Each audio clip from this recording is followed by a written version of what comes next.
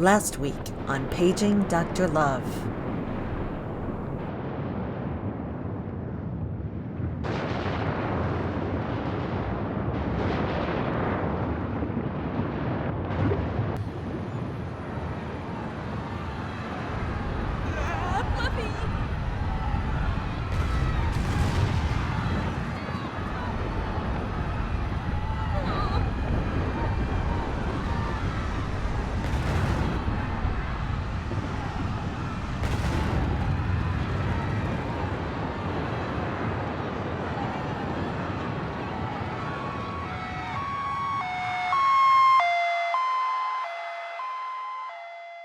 In the aftermath of the volcano eruption, tempers are running high. Thankfully, the eruption seems to have been a minor one. Some fire damage on the island, but not a massive lava flow. Sulani considers itself very lucky, but that doesn't mean there weren't injuries. Out in the medical clinic lobby, some important reunions are taking place. Dad! There was smoke and there was fire and it was wild. It was so cool. I mean, my throat kind of hurts, but it was so cool. And now both sons are reunited with their father. Where's Mom? Where's Mom? Where's Mom? A nearby fight distracts the small family. When the air clears, Wilhelmina has only one question. Where is my mother? Thankfully, Dr. Chris Warner steps in. Wilhelmina, she went with the helicopter to take some of the most injured patients to Newcrest General. Thank you. Thank you for telling me. Maybe if you had a little faith. I know, Wilhelmina says. What can I do? Chris says, you can watch over the little kids. There's more than just Ben and Pan waiting for a parent to come back. Okay, says Wilhelmina and sends the boys off to do their homework in the cafeteria. She'll be okay, Ben whispers to Pan as they work on their homework. I know, says Pan. I just want to see her. Finally, Chris comes to talk to the small family. Wilhelmina, Ben, Pan, come on. She came back. She's sleeping. Just give her a little peace. Samantha considers resting, but that's really just not Samantha's style. After the moments with her children, she has one more reunion to make. Samantha describes to Dr. Chris Warner all she saw from the helicopter. The flaming orange sky, the fireballs, and thankfully, the subsiding of the volcanic eruption. Mom, I'm so glad you were okay. Mom!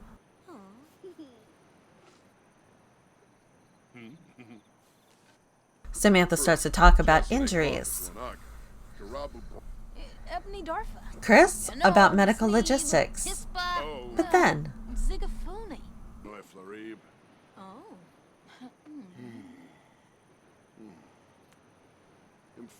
Chris continues, equipment is going to be an issue. I've got Holland and some of the others on it. It's just going to be a long night, Sam. That's all. Mid-sentence interrupted. Maybe. Chris can't finish the sentence before Samantha says, later, tomorrow. But tomorrow for sure. Back from the hospital, Vivian Acosta has a difficult time adjusting to having survived such a terrifying experience. Her dreams are full of flames and injuries and potential horrible deaths. But it's time to go to work regardless.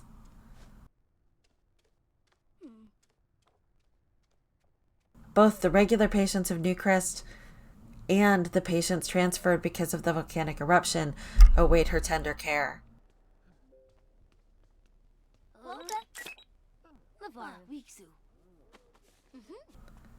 She does her job. A little less diligently than usual, with a little less spark. She's tired, but what does that matter? Everyone's tired. Everyone stayed up all night before returning to Newcrest to continue the day's work.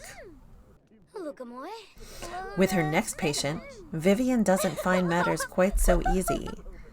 When the little patient makes a joke at her, she snaps back and walks out instead of continuing to serve with a smile. A passing doctor says, "Nurse, I'll take over."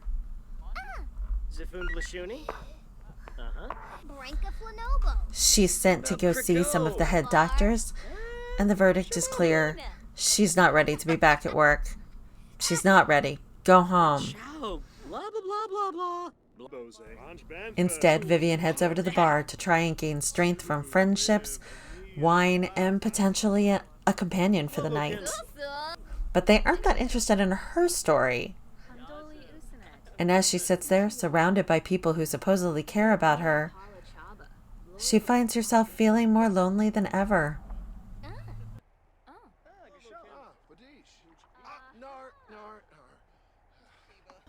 At one point, another barfly asks her to play some foosball. It's all fun and games at the beginning, with Vivian evaluating the gentleman to see whether he might be good enough for a night. But as the game continues and her temper spikes, she's not feeling quite so flirty anymore. Strong words, an argument. He finally makes the offer. And all Vivian has to say is, "I wouldn't touch you with someone else's body." And Vivian just goes home. Like everyone else, Samantha pulled a double shift, but now she's home and with a guest in tow. Sam's about to lead Chris into her bedroom when interruptions crop up. Wilhelmina says, "Hey Chris, those bags under your eyes are so bad they need luggage tags." The twins laugh. Ben and Pan both have jokes to talk about and pop culture tidbits to share and toys to mention and obsessions to relate. Chris listens to all of it, though at one point asks, "Sam, did you want to talk to me in the other room?" "I'll be there in a second," Sam says, and yes, I do want to talk to you in another room. Very much. "Good night, everybody," Sam says after a little more catching up. When she enters the bedroom, though, the choice of this evening's entertainment has already been taken from her. Yet, it's really nice to have someone in the house who she thinks is on her side and her children's side. She has a feeling that with Chris, it's okay if things take their time. Damon comes home to a sleeping Shelby in a dark house. She jumps up, though, to welcome home her partner and fellow doctor. "How was it? I'm sorry I had to leave a couple. Hold on." And Shelby runs off to the bathroom with her hand on her stomach. "I just wasn't feeling well," she tells Damon. And here's why. "Pregnant! Pregnant! Damon says. "Pregnant!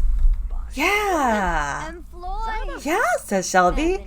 And yeah, says Damon. Let's just go to bed," Shelby says. "You probably have a lot to think about." "Yeah," Damon says. "Pregnant. Let's go to bed." Always the one to find myself lost in long conversations, cause I've always been told that things will unfold if you keep on waiting. But then you came along and proved me all wrong. I was so mistaken, cause you glue all the pieces back together. Yeah, you take all my wrongs and make them better. Yeah, you're making me wanna try forever. And I feel so free, oh my sweet baby.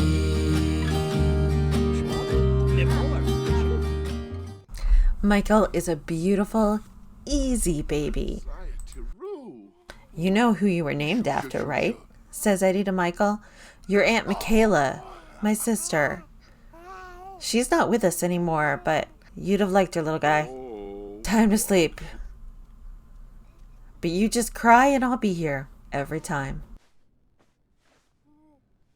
In the nearby bathroom, Andy considers her life choices when suddenly the nanny pops in. Hey, there you are, says Arnav. I was just wondering...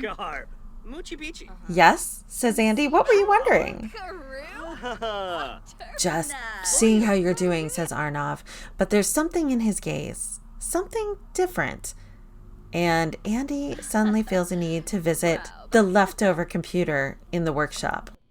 Andy has just begun to log into, shall we say, private databases, when suddenly Arnav makes another appearance. Where's Jaina, by the way? Andy asks. Oh, he had the night off, so I'm filling in. Oh, great. You know so much about us, says Andy. Jaina left good notes.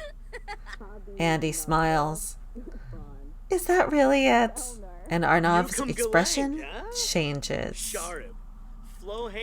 They want you back, And they're not going to take no for an answer. I quit, Andy says. I quit back when I married my husband, and that's the end of it. Understand? You go tell the agency that I don't want to hear from them anymore. In fact, I'll tell them myself. Just chill out. In the meantime, Vivian has gotten a text of her own, an invitation from the doctor who helped her in Sulani to come have coffee and talk about the experience. She doesn't want to, and she tells him so, but he turns out to be pretty persuasive. The man across from her is Dr. Lucas Calloway, one of the very few doctors stationed to Sulani's tiny medical clinic. I thought maybe you could use a listening ear. I know a volcanic rumble can be startling for people not from the islands. It was awful, she says. It was scary and it was awful, and I just don't really want to talk about it.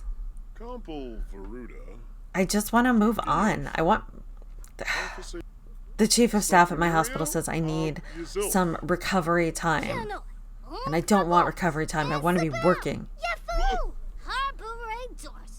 Hey, I get it, Lucas says. Drive and ambition are excellent traits, Nurse Acosta. Vivian. He tells her a story. Look, I'm from Sulani. My parents weren't, but I am. And I almost died once surfing. Undertow took me under. All the ways that they tell you how to get out of it weren't working. I had to give myself up to the wave. Give yourself up to the wave, Vivian says. Yeah, says Lucas. And you know what? You gotta surrender sometimes. Even if you're ambitious, sometimes you just gotta surrender yourself. You gotta look at this moment. You gotta look at life-changing moments and ask yourself, what do I really want? I don't know, Vivian says. You'll figure it out. But they gave you some time off. You know what I do for some time off? Enjoy it. Do something fun. Get out of your own head. And go to dinner with me tomorrow.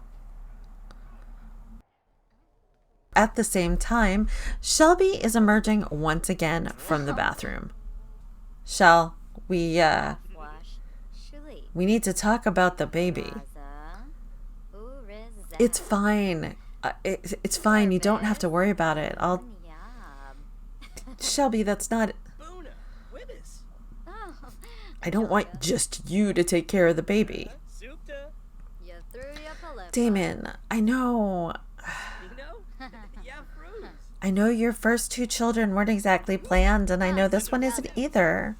But I'm going to be an amazing mother. I'm amazing at everything. Damon laughs. You are. You are amazing at everything. But I think I might want to be a little more involved this time around. Shelby Mueller, will you do me the honor of becoming my wife? What? Yes, of course. He slips the ring on her finger.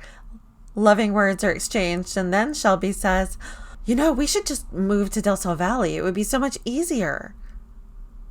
Let's talk about that, Damon says.